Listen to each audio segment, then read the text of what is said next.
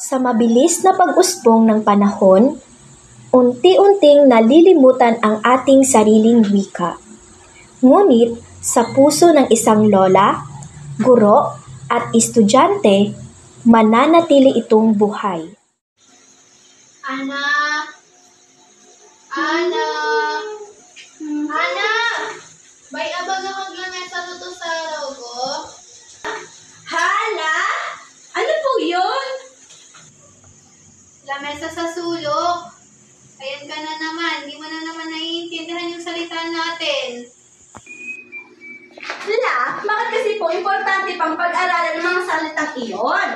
Anak, ang wika ay alaala ng ating pagkatao. So, kung mawala yan, edi, mawawala na din yung bahagi ng ating pagkakakilanlan.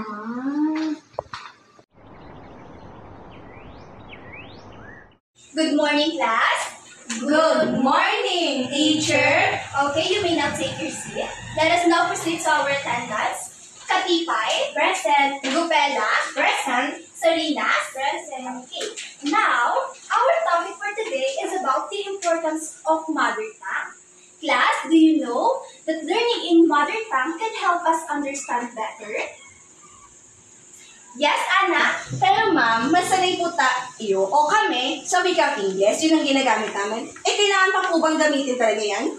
Oo, Ana. Ang sariling wika natin ay hindi hadlang, kundi tulay ito sa malalim na pagkatuto. Kapag naiintindihan mo ang sarili mong wika, mas naiintindihan mo ang mundo.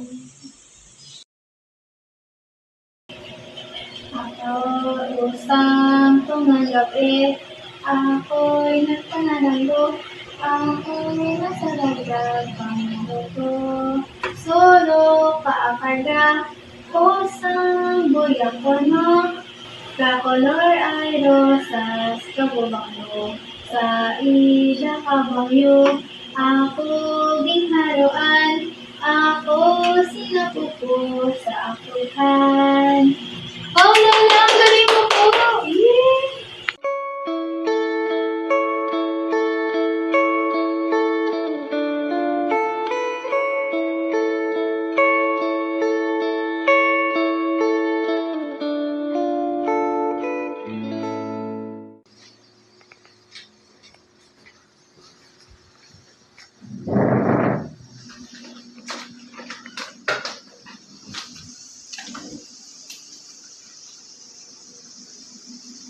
Dati, nahihiya ako magsalita sa wika namin. Pero natutunan ko yung ugat ng kultura, ng karunungan at ng pagmamahal.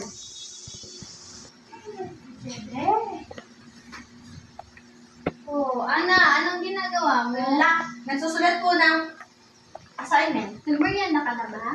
Tapos na la. Alam, assignment yan. Yung sa wika lang, La, gusto ko pong matutunan ang mga salita ninyo. Pwede niyo po ba akong turuan? Oo naman, sige. Simulan natin sa salitang padayon. Padayon. Ano ibig sabihin nun la? Magpatuloy. Magpatuloy. Ano ba? Na. Kaidoyro to. Kaidoyro to? Saglit lamang na. Kaidoyro.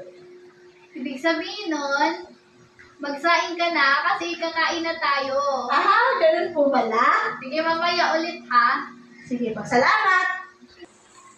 Ang wika ay kayamanang hindi dapat kalimutan. Sa bawat salitang namumutawi sa ating labi, binubuhay natin ang ating pinagmulan.